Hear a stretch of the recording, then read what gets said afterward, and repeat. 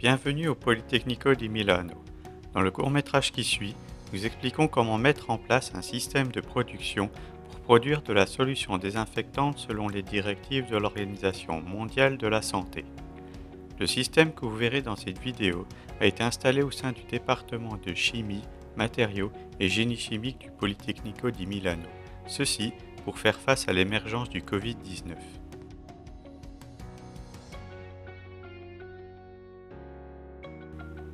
Une bonne hygiène des mains est essentielle pour limiter la transmission d'agents pathogènes tels que les virus et les bactéries.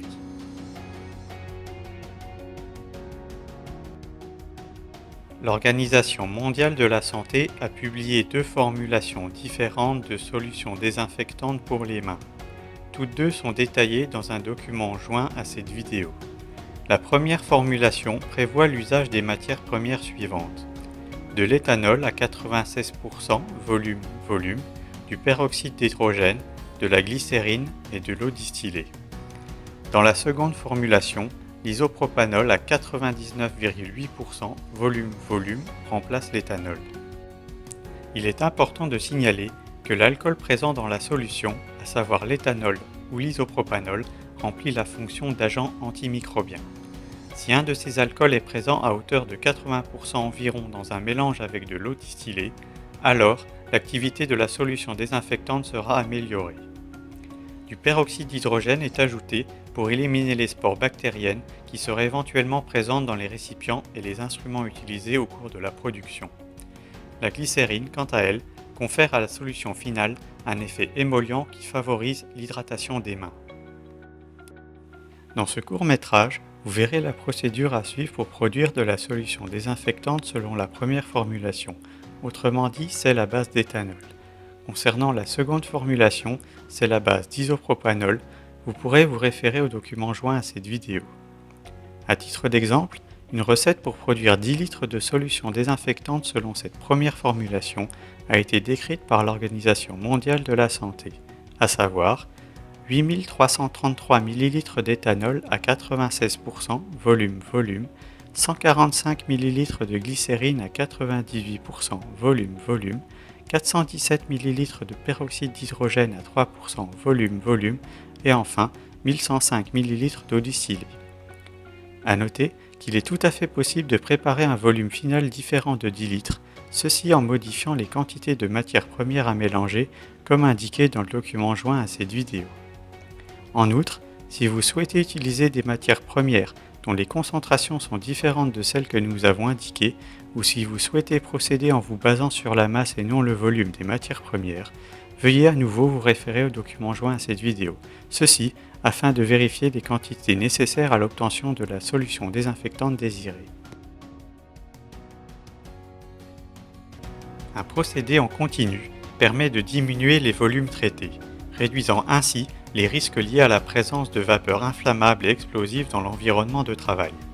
En appliquant un procédé en continu, vous améliorez votre productivité et vous pourrez aisément diversifier les volumes finaux de solutions désinfectantes en fonction des récipients dont vous disposez pour la recueillir.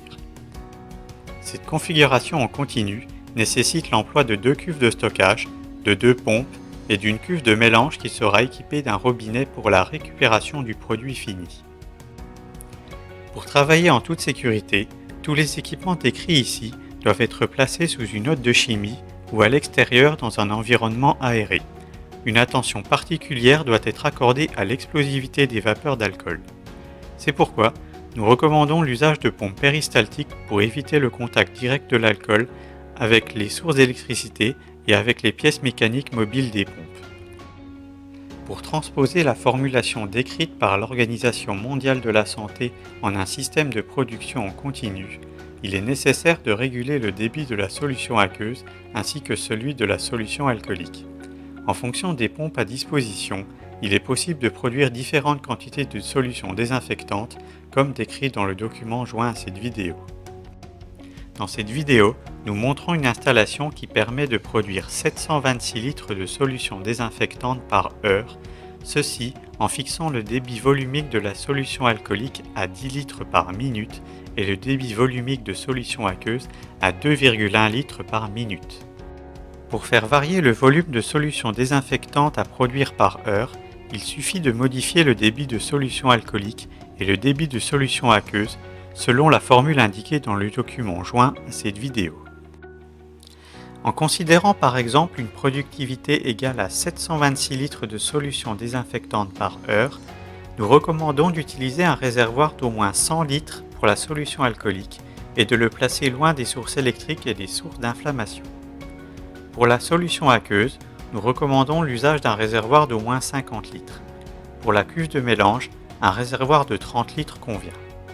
Le réservoir qui contient la solution alcoolique doit être complètement rempli avec de l'éthanol à 96% volume-volume et placé sous la hotte de chimie.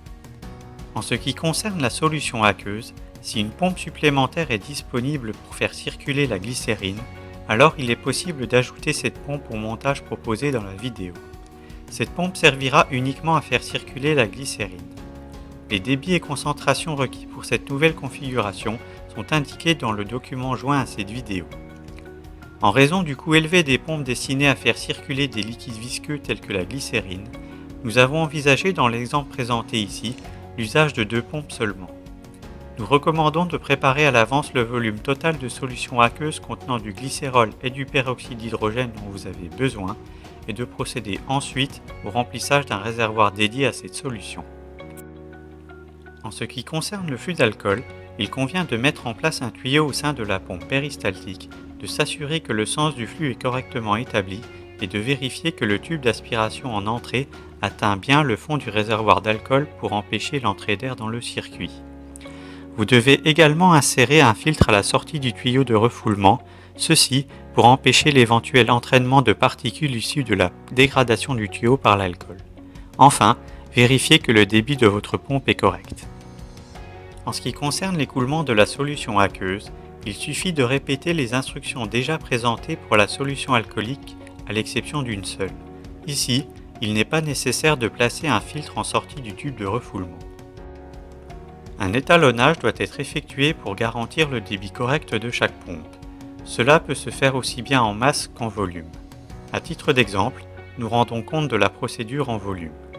En tout état de cause, les données indiquées dans le document joint à cette vidéo permettent de réaliser la même procédure en masse. Pour procéder à l'étalonnage de votre système, vous devez vous équiper de 2 éprouvettes graduées d'au moins 2 litres et d'un chronomètre. Tout d'abord, vous devez remplir complètement le tuyau avec la solution considérée. Vous devez éliminer toute présence d'air dans le tuyau. Au moins 3 opérateurs équipés de 2 éprouvettes graduées et d'un chronomètre doivent maintenant se coordonner pour réaliser l'étalonnage. Ensuite, vous devez mesurer le volume de solution qui a été recueilli dans une éprouvette graduée durant un intervalle de temps précis, mesuré avec un chronomètre.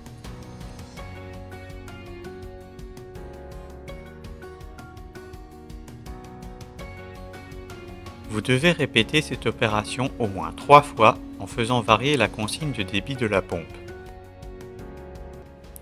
Une fois l'étalonnage terminé, vous pouvez saisir les valeurs mesurées dans une feuille de calcul et tracer un graphique. En abscisse, on renseignera la valeur de consigne de débit de la pompe. En ordonnée, on renseignera le débit réellement mesuré.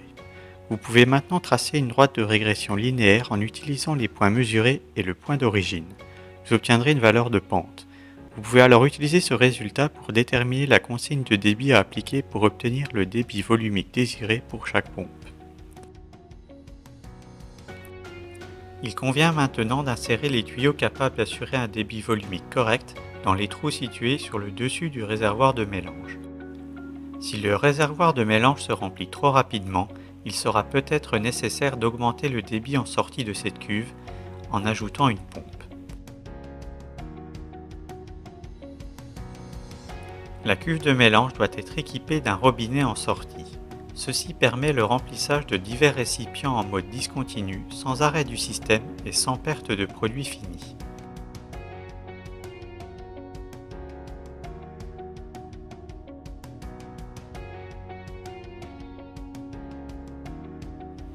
Vous pouvez maintenant faire fonctionner votre système de production en continu et obtenir la quantité de solution désinfectante désirée.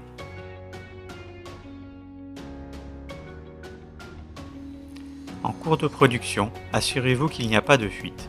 Surveillez aussi le niveau de tous les réservoirs et si besoin, remplissez-les ou videz-les.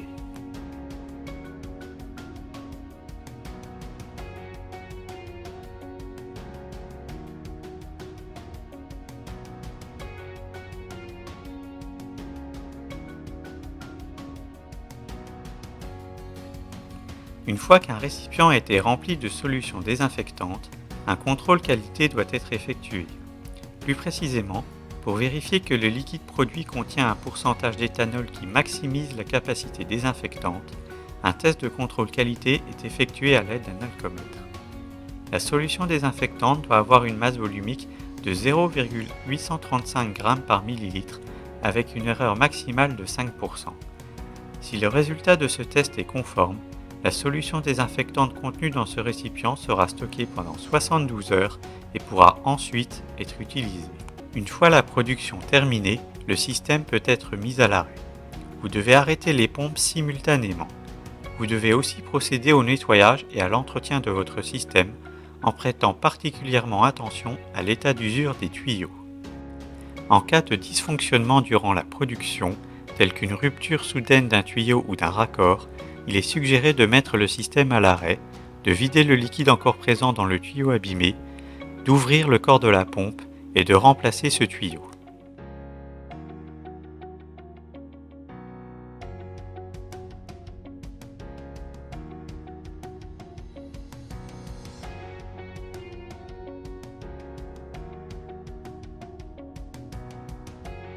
Thank you all. Obrigado a todos. Merci a tous.